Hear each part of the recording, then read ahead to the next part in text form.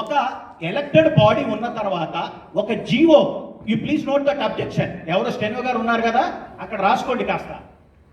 అసలు ఈ fake zonal system fake ఏంటి? మీరు కంప్లీట్గా అబాలిష్ చేసేసారా లేకపోతే ఏంటి?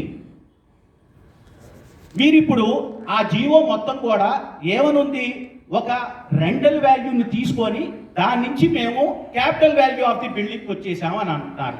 Capital value of the building అనేది మీరు ఏ రోజున అసలు మీరు తీసుకుంటారు? మీరేం చెప్తున్నారు, సబ్ రిజిస్ట్రార్ వాల్యూ నేను తీసుకొని దాని మీద ఫిక్స్ చేస్తాను అంటున్నారు.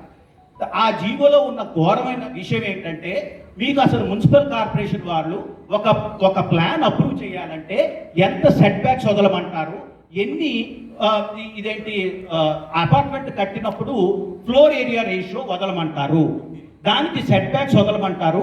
పార్కింగ్లో అసలు మీరేమి కట్టడాలు లేకుండా పార్కింగ్ ప్లేస్ కంపల్సరీగా సెల్లార్ కింద వదలమంటారు. కానీ మీరు తీసుకొచ్చిన జీవోలో ప్లింత్ ఏరియా అంటే అపార్ట్మెంట్ కంట వాళ్ళు ఉంటే నివసించే ప్లింత్ ఏరియా కూడా కాదట, ఎదురుగుండా ఉన్న కారిడారు కింద ఉన్న పార్కింగ్ ఏరియాని కూడా దాంట్లో కన్సిడర్ చేస్తారట, టోటల్ సైట్ కింద. ఇది ఎక్కడ అన్యాయం అండి? మీరు చూడండి ప్లింత్ ఏరియా, మీరు చూడండి అపార్ట్మెంట్ డెఫినిషన్ కింద parking area is also included అని ఉంది. చదవండి ఒకసారి దయచేసి. సో అసలు పార్కింగ్ ఏరియాని కవర్ చేయటం ఏంటండి? మీరేమో మున్సిపల్ కార్పొరేషన్ వాళ్ళేమో పార్కింగ్ ఏరియా వదలకపోతే మేము ఇవ్వమంటారా అప్రూవ్డ్ ప్లాను? ఇవాళ క్యాపిటల్ వాల్యూని తీసుకోవాలి అంటే పార్కింగ్ కేసు ఏదైతే వదిలేసామో దాన్ని కూడా మేము క్యాపిటల్ వాల్యూ కింద తీసుకుంటాం అంటారా? ఎక్కడిది చట్టబద్ధం? మీరు అసలు జీవోని తెలుగులో ఎందుకు ప్రచురించలేదు? ప్రజలకు అర్థం కావద్దా? ప్రజల అభ్యంతరాలు తెలపాలి అని అంటే ఆన్లైన్ సిస్టము, లేకపోతే ఇది అని అంటే ఎట్లాగా? ఏ సచివాలయంలో ఎక్నాలెడ్జ్మెంట్ ఇస్తున్నారు మేము ఇస్తే అబ్జెక్షను? మీరు ఏమైనా చెక్ చేశారా ఇవాళ రోజు వరకు? ఎక్కడైనా సచివాలయంలో మేము ఇచ్చిన అబ్జెక్షన్కి మాకు ఇన్ రైటింగ్ మీరు ఇచ్చారని అక్నాలెడ్జ్మెంట్ ఇచ్చారా?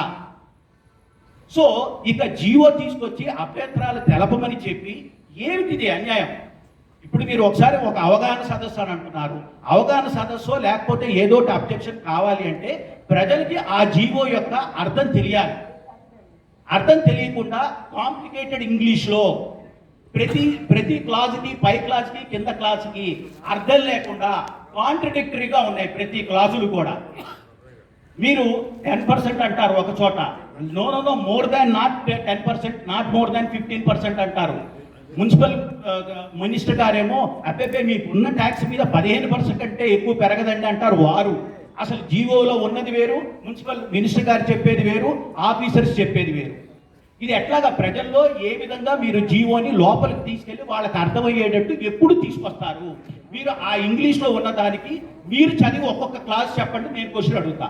మీరు చెప్తానంటారు కదా, ఇందాక నుంచి జీవో ఎక్స్ప్లెయిన్ చేస్తానంటున్నారు కదా, ఒక్కొక్క క్లాస్ ఇంగ్లీష్లో చెప్పి మాకు తెలుగులో చెప్పండి, నేను చెప్తాను ఒక్కొక్క క్వశ్చన్కి ఆన్సర్.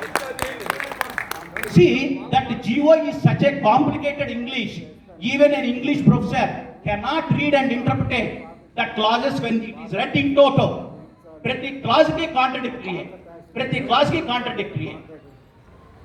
అట్లాగే ఇప్పుడు క్యాపిటల్ వాల్యూ తీసుకుంటాం అంటున్నారు.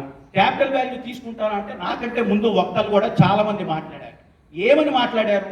ఇప్పుడు ఏమంటే మేము ఎప్పుడో ఇల్లు కొనుక్కున్నాము, నేను ఎప్పుడో మా తాతలో మా తండ్రులో ఎవరో కొన్నారు, వాళ్ళ తరతరాలుగా నేను అనుభవిస్తుంటే నేను ఆస్తిని పాడు చేయకుండా కాపాడుకున్నాను, అది మొత్తం నా సెల్ఫ్ ఆక్యుపేషన్లోనే ఉంది, ఒక్క రెంటల్ ఇన్కమ్ కూడా లేదు, దానికి కూడా మీరు క్యాపిటల్ వాల్యూ వేయటం ఏమిటి?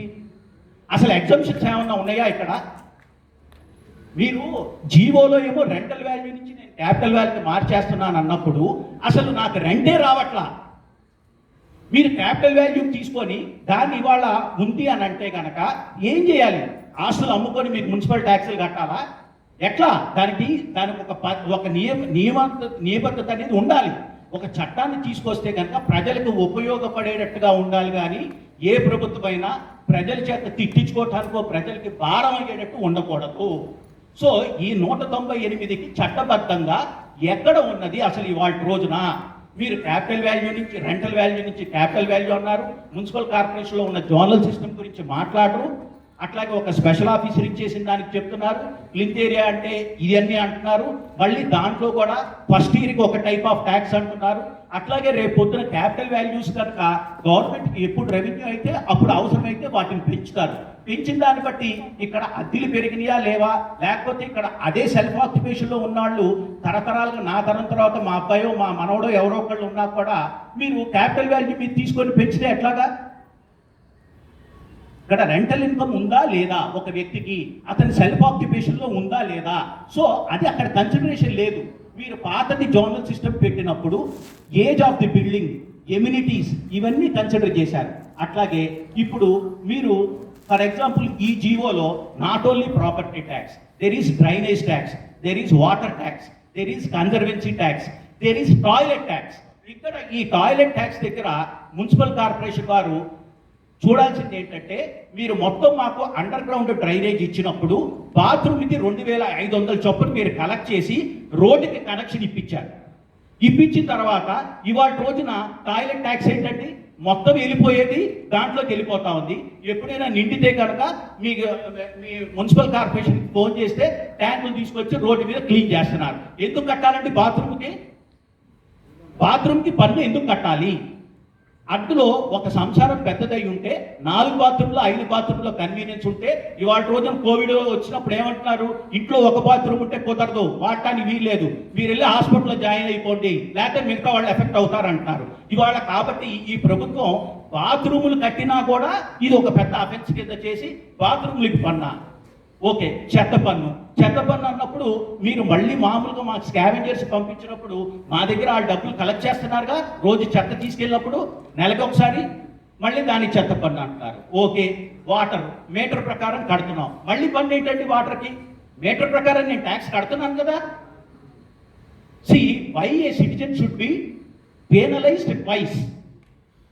ఆ జీవోలో అక్కడ ఎక్కడైనా ఉందా? మీరు మంచినీళ్ళకి మీటర్ ప్రకారం కట్టించుకుంటున్నారు, మీరు మళ్ళీ వాటర్ ట్యాక్స్ వేయండి. మీరు ఆల్రెడీ ల్యాబొరేటరీస్ కట్టించుకున్నప్పుడు మీరు డబ్బులు కలెక్ట్ చేసేసి డైరెక్ట్ కనెక్షన్ ఇచ్చారు. మీ స్కావెంజర్స్ ఎవరు వచ్చి ఇళ్లలో టాయిలెట్స్ క్లీన్ చేయట్లా, ఎందుకు కట్టాలంటే టాయిలెట్స్కి పన్ను.